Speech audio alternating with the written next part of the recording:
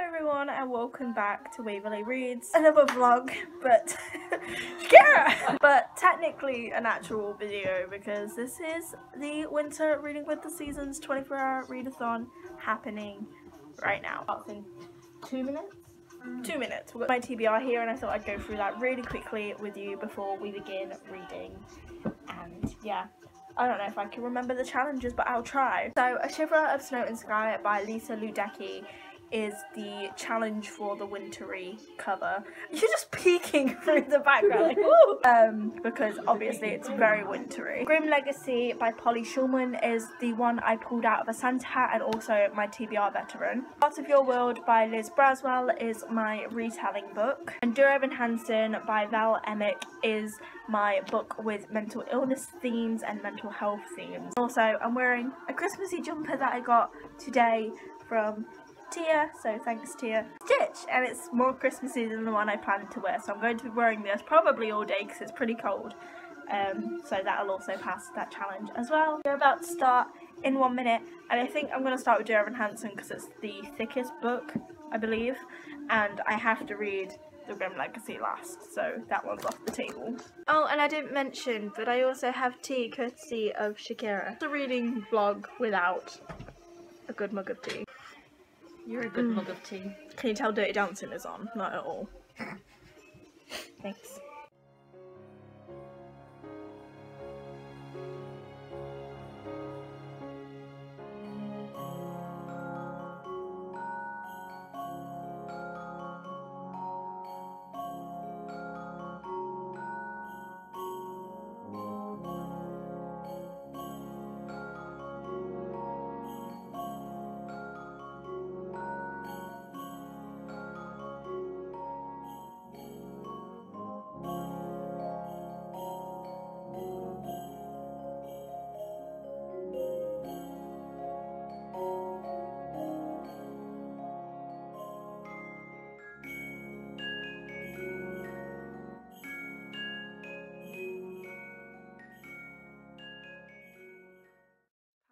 Past 5:30 in the morning, and it took longer than I expected, but I finished reading Dear Evan Hansen by Val Emick, and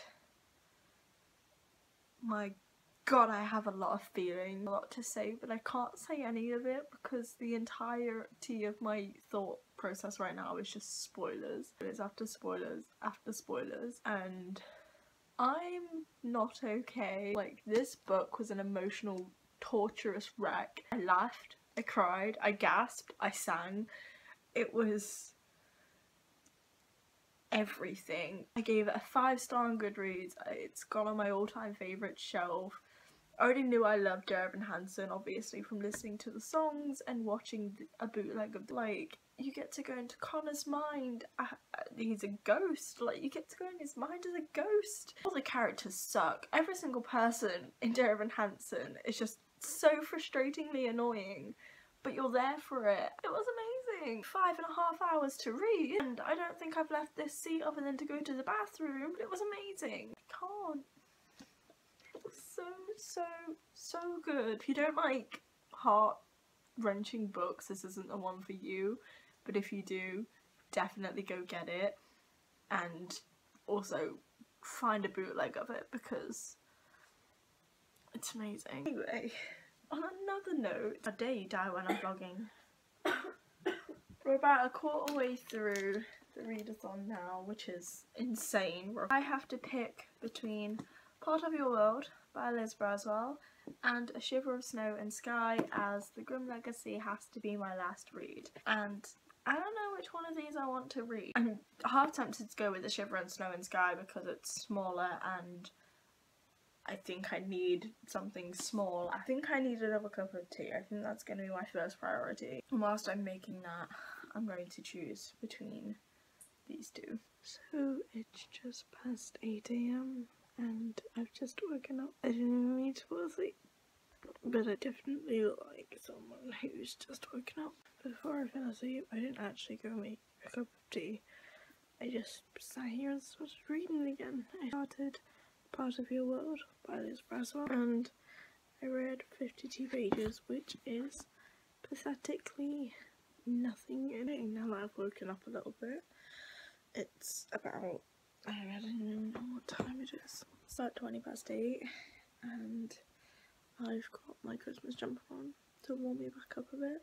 I have my book, and I have a nice big mug of tea. I'm gonna get back into reading and catch up on the few hours that I've missed. Right now I am so very tired that I literally had to go and lay down upstairs. I took pictures of the book, the pages, with my phone and read through that so that I would, using my phone, which in a way wakes me up a little bit, like using technology and stuff. I'm now on page 190 of Part of Your World, which is about 40% through. About 11 o'clock, I think it's just turned 11. So we're almost halfway through and I'm only a book and almost a half in the readathon. To be fair, I feel really sick, so that's really understandable. And I'm taking part, which means more than anything. I mean, I'm still reading, I'm just not going to be reading as much as I usually do. Tara's not on woken up, I believe. She sent me a message anyway, so I assume she's awake. But Cass and Tia are both very much asleep. Tia's already read 3 books, like she read 3 books. She was on the 3rd book before I fell asleep at around 6:30. So Tia's like ace. She's already halfway done. So she could sleep for the next 8 hours and still probably read also all of her 6 chosen books. She chose 6 books. Yeah, I'm not feeling the best, but I'm still going to try to power through, do some more reading and more pictures on my phone because that seems to be helping a bit more. I'm not falling asleep as much as. So it's about 3:30 and I just finished reading Part of Your World by Liz Braswell, and I keep hesitating to say Liz Braswell now since Reflection happened. It is Liz Braswell. I have to say, out of the series collection thing so far, it's probably my least favourite, or it's like tied with A Whole New World, which is another one of my least favourites. I know that for definite Reflection is my favourite, but I don't know, just nothing seemed to happen in this book. I felt like it was really slow. There wasn't really much to the plot until like the last 100 pages, and it was just 500 pages of Ariel getting her voice back and then trying to find her dad, which literally is what it says on the blurb. What did I expect? But I expected more action, I expected more adventure, because that's what there is in the other 3 I've read. They're all very action filled, and this one just kind of wasn't until the last 100 pages. I did enjoy it though. I gave it a 3-star out of 5, and you know what? 500 pages ish, 194, 95, 97, 197, no, 497 pages added on to my, pardon me, my daily reading. Is my wrap up so far. Kind of looks pathetic compared to everything else. I'm supposed to be on my 3rd book, or even finished my 3rd book by now, because usually I have. But this year apparently not. This readathon apparently not. But I'm now going to be moving on to A Shiver of Snow and Sky, and this is a high fantasy novel. I think it's also a debut. So it's also a debut high fantasy debut, first in a series novel, so I know this is going to be like very taxing. I didn't think this one through at all, but it's me and it's wintry, so that counts for something. I love this cover. This was so a cover pickup, and then I read that and I was like, I want it. And then last year Tia got it me for Christmas, so thanks Tia. Getting another cup of tea. I'm pretty sure it's like my 5th cup of tea of the day, but that's fine. It's fine. It's Christmas.